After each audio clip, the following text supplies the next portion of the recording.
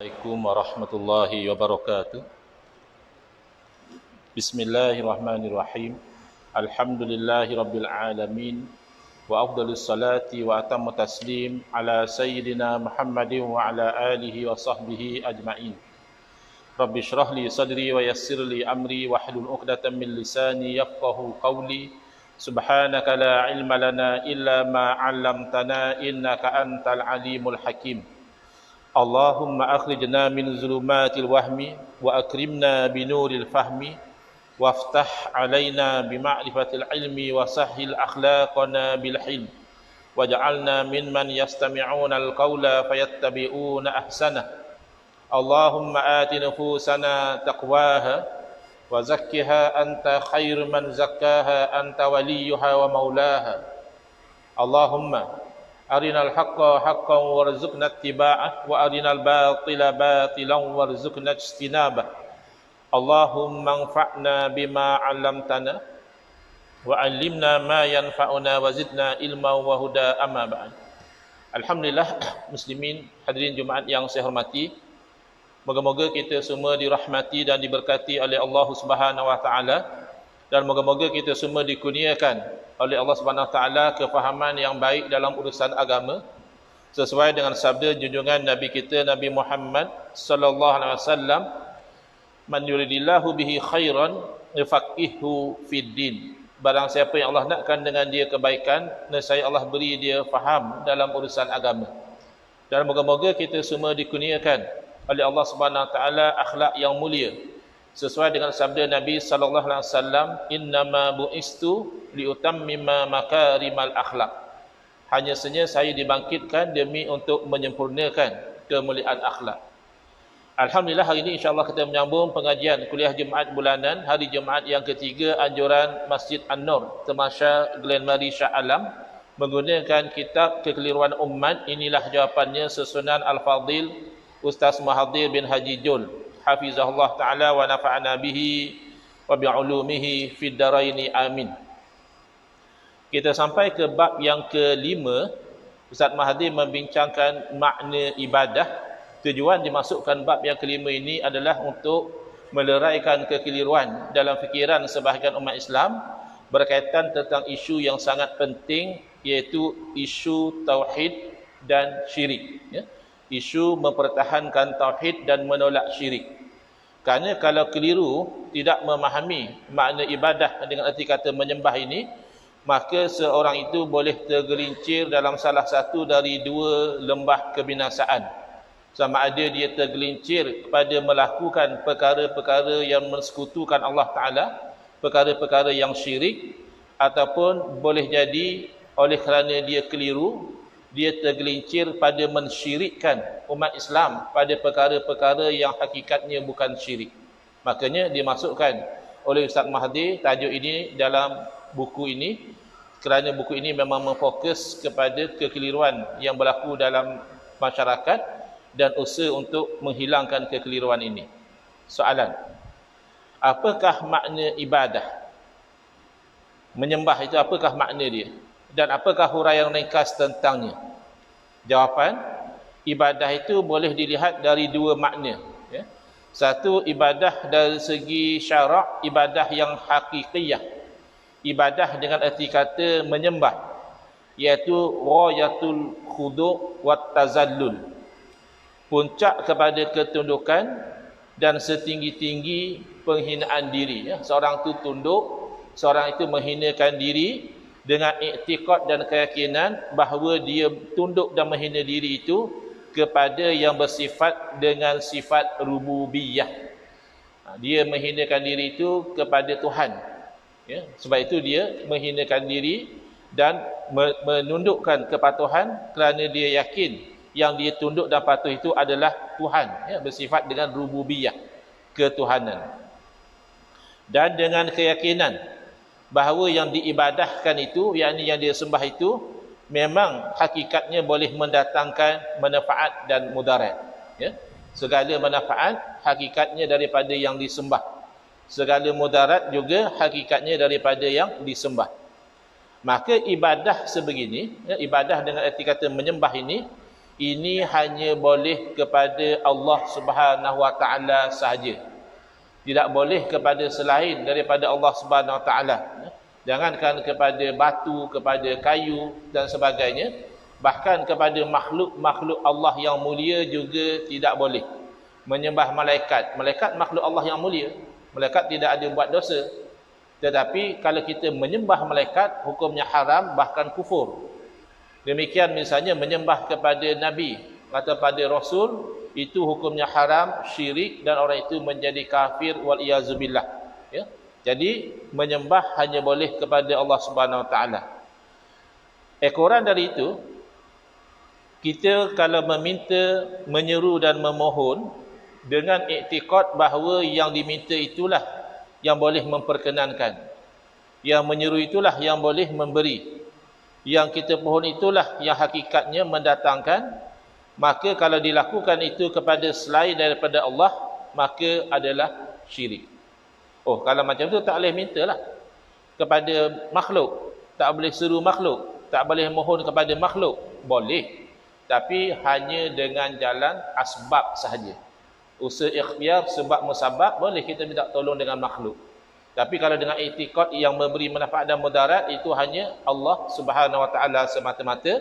Mengiktikadkan manfaat dan mudarat kepada selain daripada Allah, itu hakikatnya adalah syirik. Sebab itu dalam perbincangan awal ilmu tauhid ditekankan bahawa akidah ahli sunnati wal jamaah berkeyakinan bahawa usaha dan ikhtiar, sebab dan musabbab, hakikatnya tidak memberi bekas, tidak memberi kesan. Yang memberi kesan hakikatnya adalah Allah, tapi hakikat itu tidak membatalkan usaha dan ikhtiar. Contoh ya, kita manusia ini adalah makhluk yang Allah jadikan ada rasa lapar dan ada rasa dahaga. Ya. Kita kalau tidak makan, kita lapar. Kalau tidak minum, kita dahaga. Jadi macam mana cara kita nak atasi masalah macam ini? Usaha ikhtiar kita adalah kita makan atau kita minum. Jadi sebab kita kenyang adalah makanan yang dimakan. Sebab kita hilang dahaga adalah air yang diminum. Tetapi hakikat yang mengenyangkan kita bukan nasi yang kita makan, bukan roti yang kita makan. Yang mengenyangkan kita adalah Allah.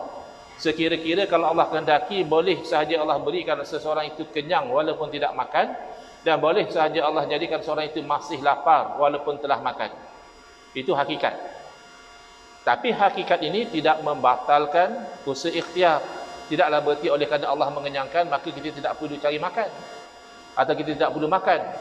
Kerana kita manusia ini, kita mengambil panduan daripada cause and effect, ya, sebab dan musabab. Biasa kita dah cuba makan kenyang, maka kita usaha ikhtiar. Begitu juga berobat, ya. Biasanya kalau berobat sembuh, kalau tak berobat maka sakit itu berpanjangan. Tapi jangan kita sangkakan obat itu yang menyembuhkan. Asy-Syafi huwallah. Yang menyembuhkan adalah Allah. Bahkan Asy-Syafi itu salah satu nama Allah. Cuma obat ni hanya sebab. Kalau Allah takdirkan kita ambil sebab, datang musababnya sembuh. Ada kalanya Allah tidak takdirkan demikian. Berobat bertahun-tahun pun tak sembuh. Dan ada kalanya sebaliknya. Ada orang sakit, dia tak berobat pun, boleh seminggu, 2 minggu, sihat balik.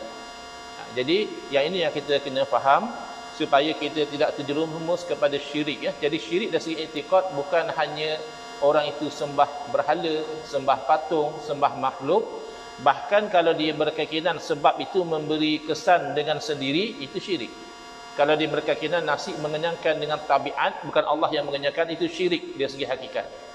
Ataupun dia meyakini obat itu menyembuhkan, memang tabiat obat menyembuhkan kata dia, bukan Allah yang menyembuhkan, itu syirik.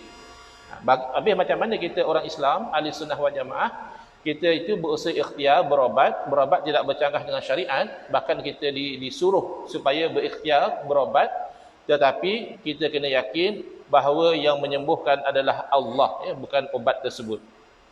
Sebab itu jangan heran kadang-kadang hanya orang itu baca doa pada air, diberi minum, sembuh.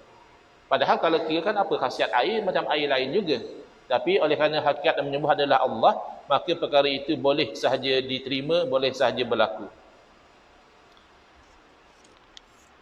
Orang musyrikin, mereka menjadi syirik kerana mereka memang menyeru, memohon kepada berhala yang mereka meyakini berhala itu ada sifat ketuhanan, ya. berhala itu boleh mendatangkan manfaat dan mudarat. Dirakamkan iktikad orang musyrikin ini dalam surah Hud. Allah merakamkan kata-kata orang musyrik kepada Nabi Hud alaihissalam.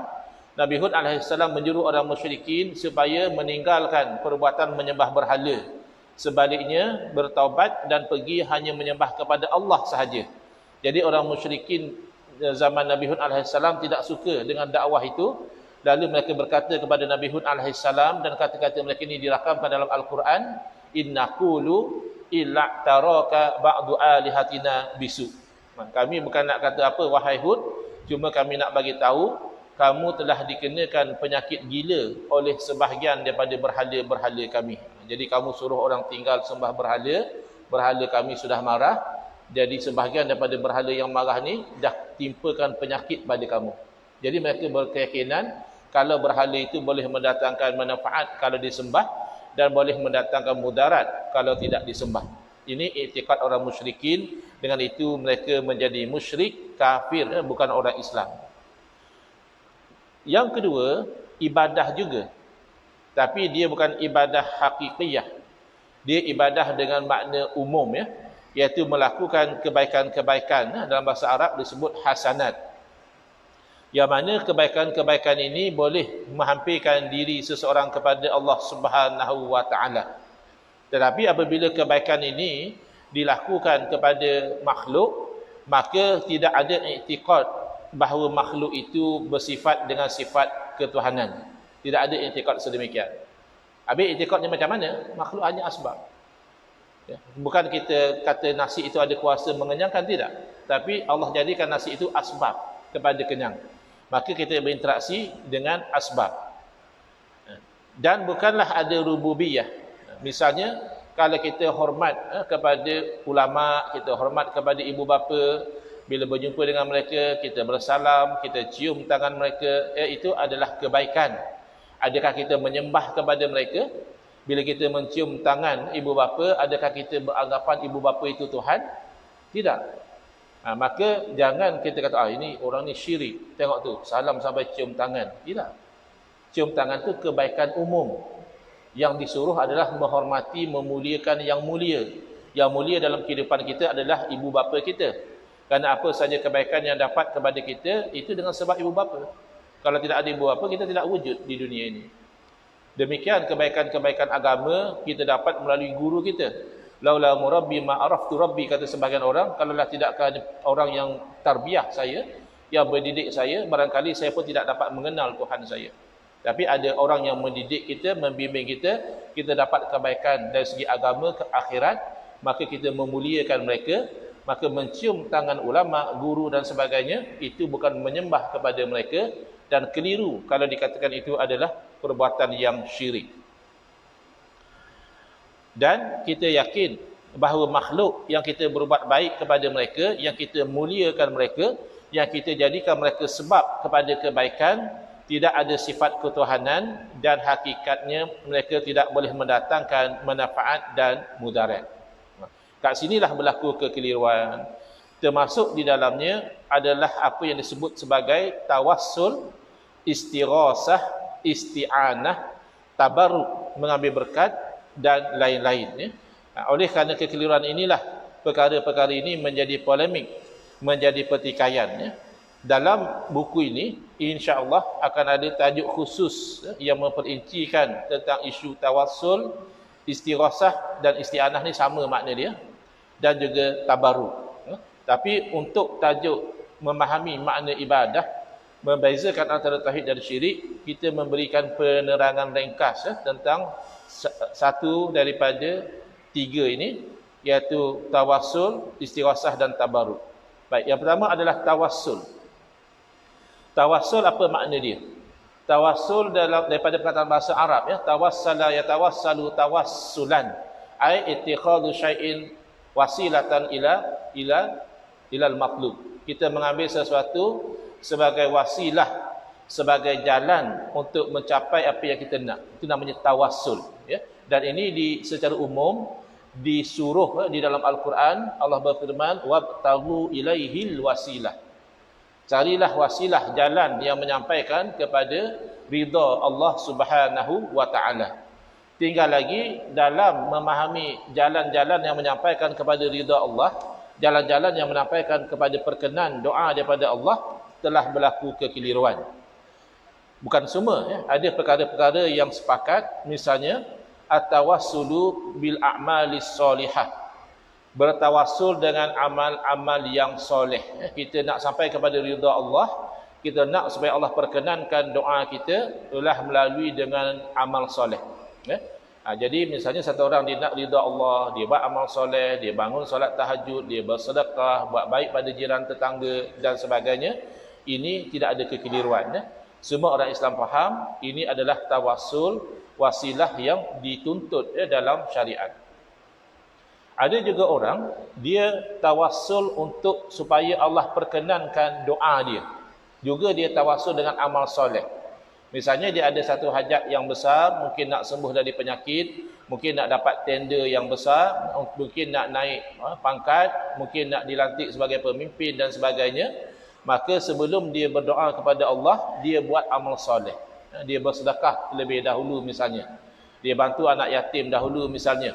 Kemudian barulah dia berdoa dengan harapan Allah perkenankan doa tadi dengan wasilah amal soleh yang dilakukan. Itu juga tidak ada kekeliruan, itu diterima. Tawassul dengan amal soleh juga boleh melibatkan orang itu sebenarnya sudah buat amal soleh lama dahulu. Masa tu dia tidak ada hasrat nak berdoa, nak minta apa-apa pada Allah, tidak ada. Dia hanya buat satu amal soleh. Dan kita kena ingat, amal soleh bukan hanya buat baik, amal soleh juga termasuk menahan diri dari buat maksiat. Bukan hanya solat, puasa amal soleh. Tidak minum arak, tidak berjudi juga amal soleh. Jadi katakan satu orang, masa dia bekerja ada jawatan, dia ditawarkan rasuah, katakan RM100,000. Dan dia teringinlah, RM100,000 ni banyak. Jadi dia teringin nak ambil. Cuma dia ingat bahawa rasuah ini haram. Nabi SAW memberi amaran ar-rashi wal murtashi kilahuma finnar. Yang bagi rasuah, yang minta rasuah, dua-dua akan masuk ke dalam neraka. Kat dunia ni mungkin yang bagi rasuah aja masuk, yang terima rasuah saja kena, tapi di akhirat dua-dua. Jadi dia pun tak ambil. Itu bila masa dia bekerja dahulu. Katakan 3 tahun selepas itu dia dah pencen, Allah uji dia dengan penyakit, berobat sana sini tak sembuh. Dia teringin sangat nak sembuh. Lalu dia angkat tangan, dia berdoa, ya Allah ya Tuhanku, Engkau Maha mengetahui bahawa satu masa dahulu aku pernah menolak tawaran untuk mengambil rasuah. Ya Allah ya Tuhanku, sekiranya itu ada nilai amal soleh di sisimu, Engkau sembuhkanlah penyakit yang sedang menguji aku sekarang ini. Itu contoh tawassul dengan amal soleh. Amal soleh itu dah buat dulu lagi, tapi baru dia sebut dalam doa. Itu tawassul yang tidak ada kekeliruan, diterima dan disepakati oleh semua umat Islam, bahawa doa bertawassul begitu adalah sesuatu yang masyru', yang dibenarkan. Tak nak pun tak apa, boleh je angkat tangan tidak tawassul. Ya Allah, sembuhkanlah aku daripada penyakitku ini ya Allah. Tak ada tawassul, boleh. Tapi kalau nak tawassul, kalau ikutkan pengalaman yang diceritakan dalam hadis Nabi SAW, 3 orang yang terperangkap dalam gua, masing-masing bertawassul dengan amal soleh masing-masing, itu dapat istijabah, perkenan yang cepat daripada Allah Subhanahu wa taala. Tak nak tawassul boleh, tawassul sepertinya ada peluang untuk istijabah tu cepat, perkenan tu cepat. Baik. Tawassul yang ada kekeliruan adalah tawassul dengan orang soleh. Tadi tawassul dengan amal soleh. Sekarang ni tawassul dengan orang soleh, dan tawassul dengan orang soleh juga ada 2. Satu tawassul dengan orang soleh yang masih hidup, dan satu lagi tawassul dengan orang soleh yang telah meninggal dunia. Tawassul dengan orang soleh masih hidup generally tidak ada kekeliruan. Kita boleh pergi jumpa satu orang soleh, kita kata kita ada hajat, mintalah tuan guru, syekh, kiai, tuan haji doakan. Jadi kita bertawassul dengan doa dia. Ataupun kita doa, kita mohon diaminkan. Saya nak doa satu, mohon aminkan doa saya. Tawassul macam itu tidak ada kekeliruan, dibenarkan. Yang ada kekeliruan adalah tawassul dengan orang soleh yang telah meninggal dunia. Kita angkat tangan, ya Allah, dengan kemuliaan Syekh Abdul Qadir Jailani, atau lebih daripada itu, ya Allah, dengan kemuliaan Nabi-Mu, Engkau sembuhkanlah penyakitku. Itu ada pertikaian yang insya Allah kita akan huraikan dalam kuliah yang akan datang. Hadza Wabillahi taufiq wal hidayah. Wassalamualaikum warahmatullahi wabarakatuh. Bismillahirrahmanirrahim. Alhamdulillahirabbil alamin. Wassalatu wassalamu ala sayidina Muhammadin wa ala alihi wa sahbihi ajmain. Allahumma shrah sudurana wa ahsin akhlaqana wa azim ujurana wa nawwir qulubana bi nuri hidayatika kama nataqadda bi nuri syamsika abadan abada bi rahmatika ya arhamar rahimin.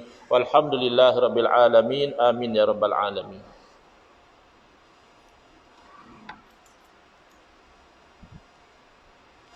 الله أكبر الله أكبر